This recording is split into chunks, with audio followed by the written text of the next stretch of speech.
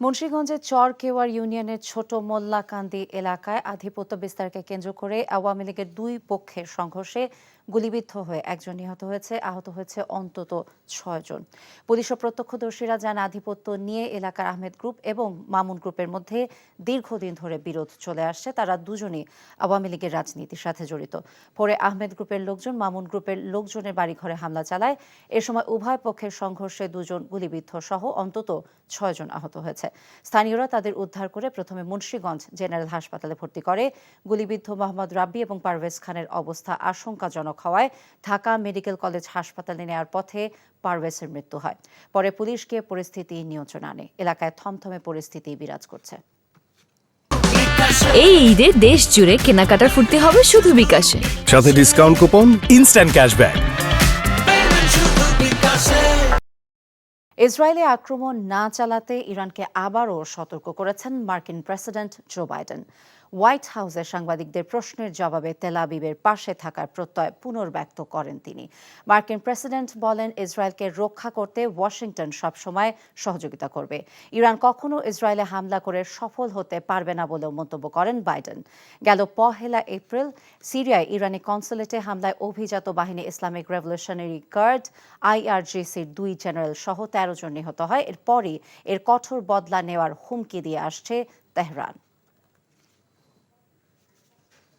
খেলার খবর, football. English premier লিগে আজ ভিন্ন ভিন্ন প্রতিপক্ষের বিপক্ষে মাঠে নামবে ম্যানচেস্টার ইউনাইটেড এবং সিটির মতো শক্তিশালী দলগুলো।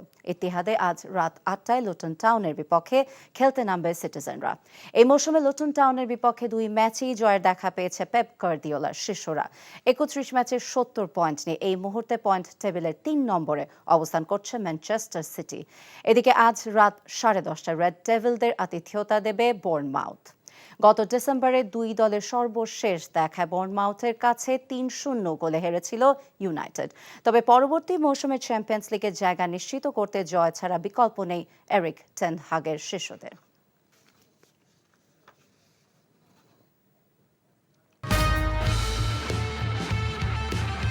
আমি তো তোরেই দেখছি, এত দেখার সময় আছে? আমরা 5 বন্ধু। কি হয়েছিল পিহু? মায়া হার্বাল কোকোনাট অয়েল নিবেদিত টেলিফিল্ম, ঝরা পাতায় দ্রষ্টব্য। আমার খুব ভয় করছে দোস্ত। আমাদের কি ফাঁসি হবে? সবকিছু এখনো কিন্তু হতে পারে। রচনা পাভেল ইসলাম, পরিচালনা এহসান এলাহি বাপ্পি। দেখবেন তৃতীয় দিন বাংলাদেশ সময় দুপুর 2:30 এবং নিউ ইয়র্ক স্থানীয় সময় রাত 4:30 এনটিভিতে।